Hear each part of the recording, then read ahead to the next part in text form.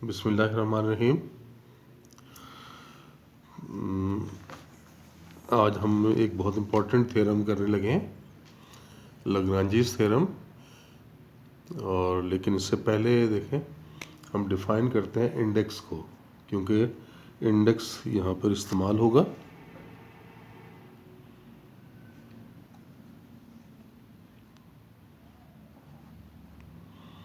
Index of a सब group.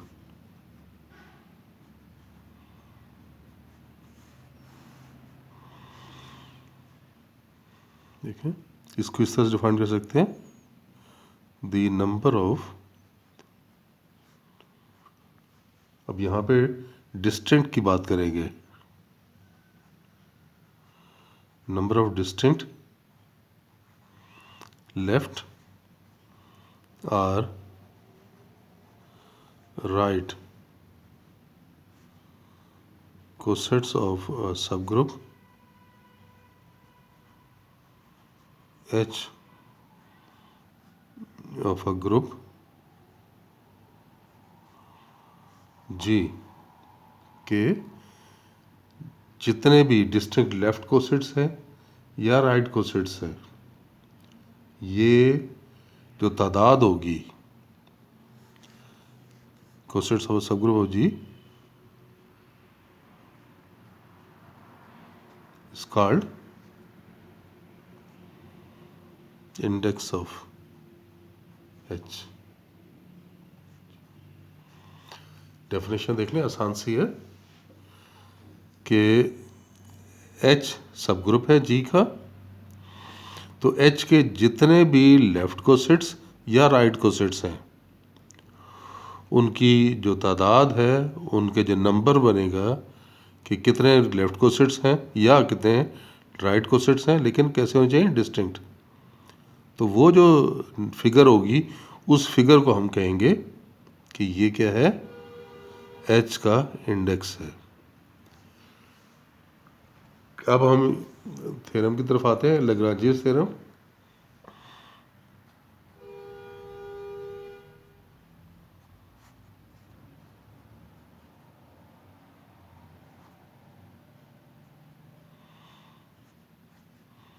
ये लाग्रांजियस theorem है। स्टेटमेंट पहले लिख दूं मैं इसकी, both the order and index of a subgroup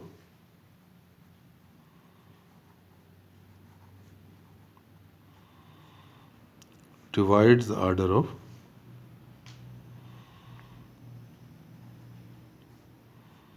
of group।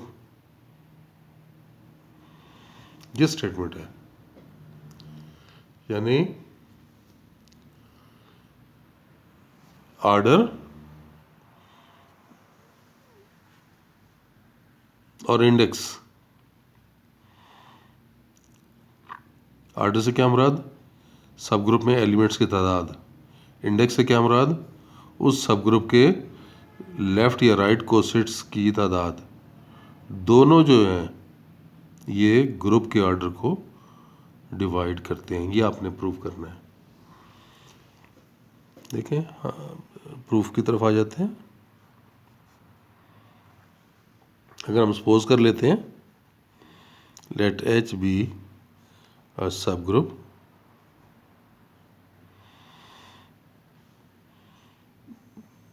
Of a group G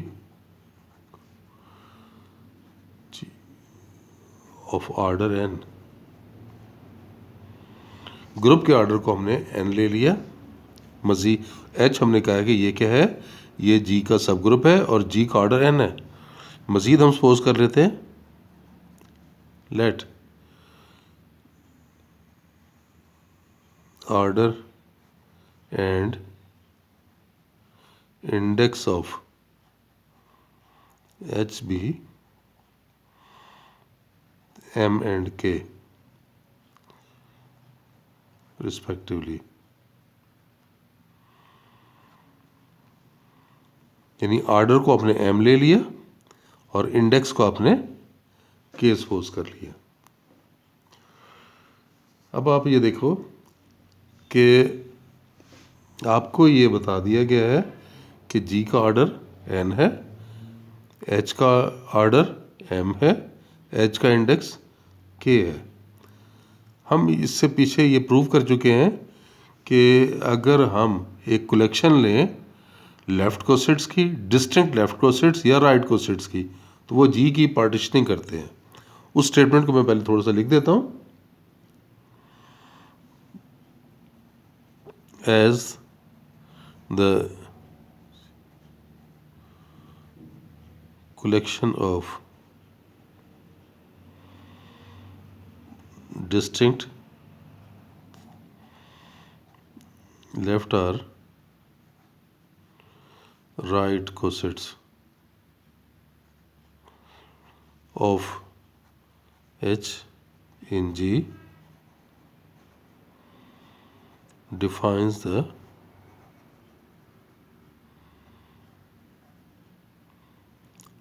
partition of G.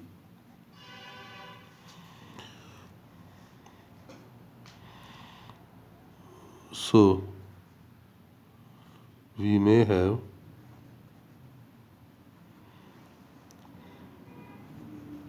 अब यहाँ पे वो पार्टीशन कलेक्शन ले रहे हैं A1H A2H अप टू, ये अभी कर चुके हैं ना। इंडेक्स कितना है इसका? K है।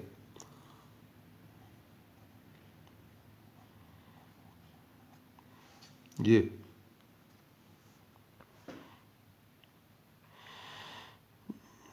so we may have this,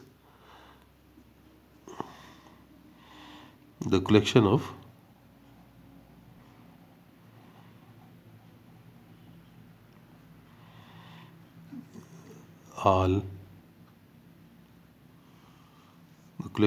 all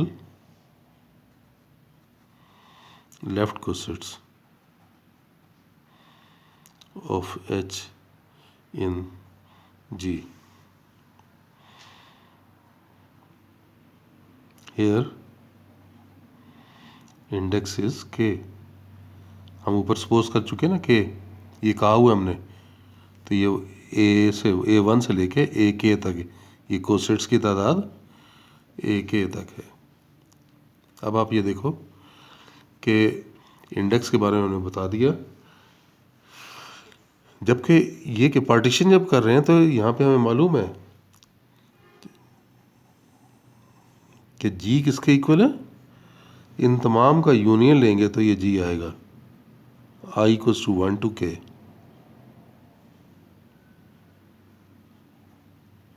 AIH, and AIH intersection AJH equals to phi for I not equal to J। और ये कहाँ से कहाँ तक है? ये कहाँ से कहाँ तक है? I and J are from 1 to 3 up to K,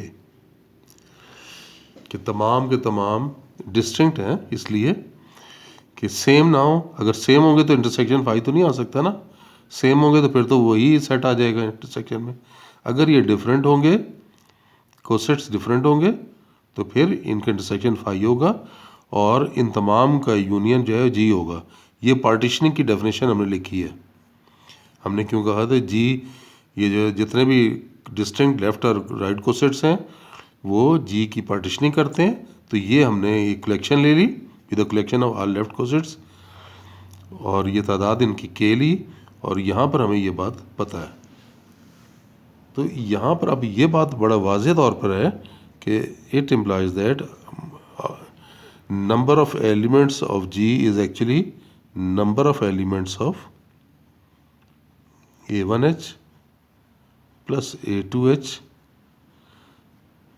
plus A3H up to AKH।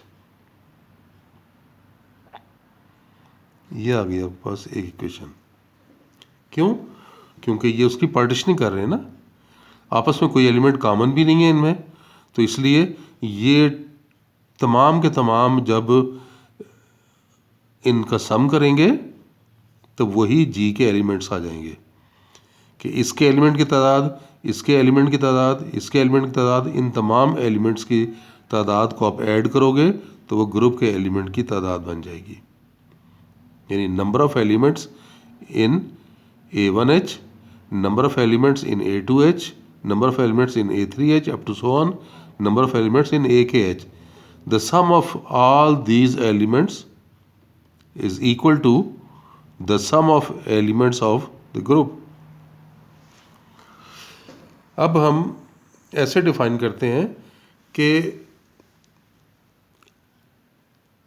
हर एक में एलिमेंट की तादाद जो A1H के एलिमेंट की तादाद है वही H की एलिमेंट की तादाद होगी। ये हम एक हम मैपिंग के ज़रिए डिफाइन कर सकते हैं।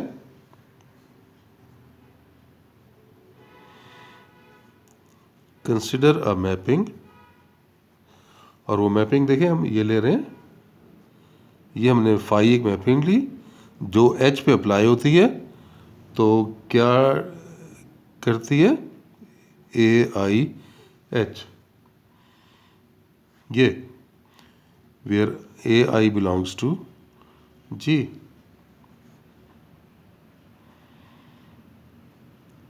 Defined as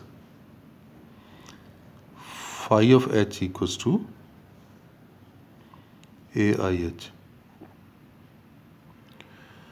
where H belongs to H.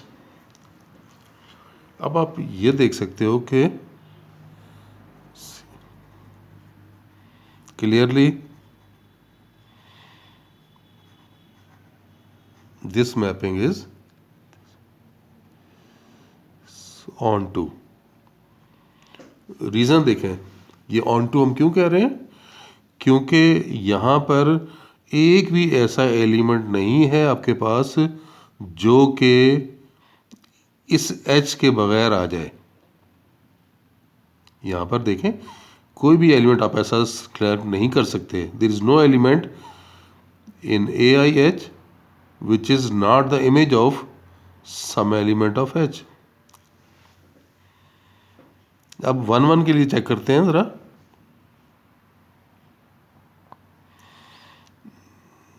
For 1 1 consider, अब यहाँ पर देखो कि जब भी हम ये लेंगे इससे आप ये फाई ऑफ ये H है, ये सॉरी ये जब भी ये एलिमेंट यहाँ पे लेंगे ना तो ये आपके पास क्या बनेगा कि दो इमेजेस अगर बराबर ले ली जाएं तो फिर दो एलिमेंट भी सेम होने चाहिए। दो इमेजेस अगर बराबर ले ली जाएं तो फिर ये एलिमेंट भी सेम आने चाहिए। फाई अप्लाई करें इसके ऊपर, कितना बन गया आपके पास? फाई अप्लाई करेंगे तो ये आता है ना AIH1 और ये आ जाएगा AIH2। यहाँ पर ये H1 और H2 तो ये H से बिलोंग कर रहे हैं। कैंसलेशन प्रॉपर्टी लगा के आपके पास क्या आ गया? H1 इक्वल्स टू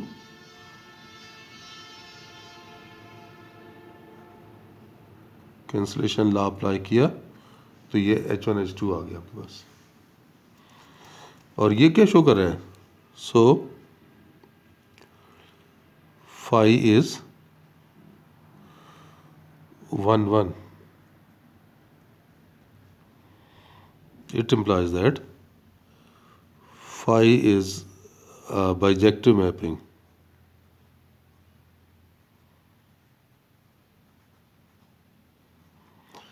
अब आप ये देखो कि बाइजेक्टिव मैपिंग क्या होती है।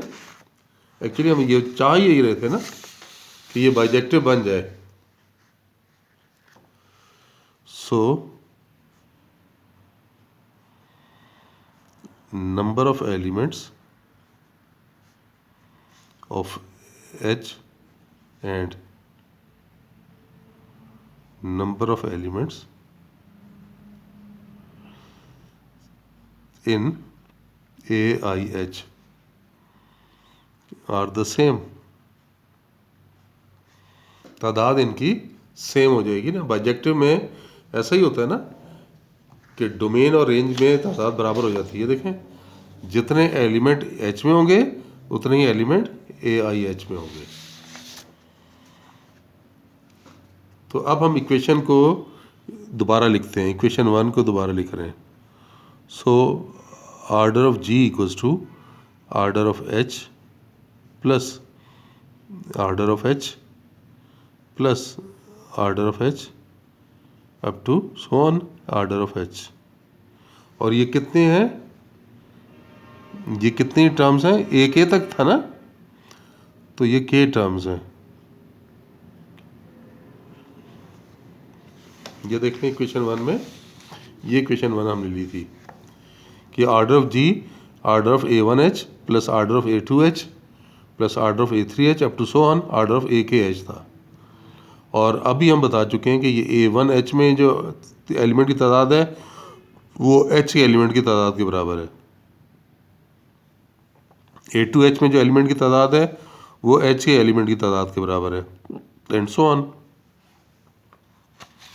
तो ये बात हमने यहाँ पुट कर दी। अब ये के टर्म्स हैं तो इसको ऐसे लिख सकते हैं, so order of G equals to K into order of H. Order of G आपको पता है कितना था, एन था, और ये के, और एच का ऑर्डर कितना था, एम था। तो आप देख सकते हैं सो एन ओवर के इक्वल्स टू एम, यानी ऑर्डर ऑफ जी को एच का इंडेक्स डिवाइड करा है,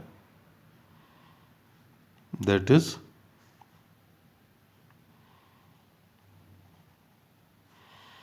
index of H divides order of G। और अगर हम इसको लिखें also n over m equals to k, इससे क्या पता चल रहा है, that is order of H divides order of G, hence both the index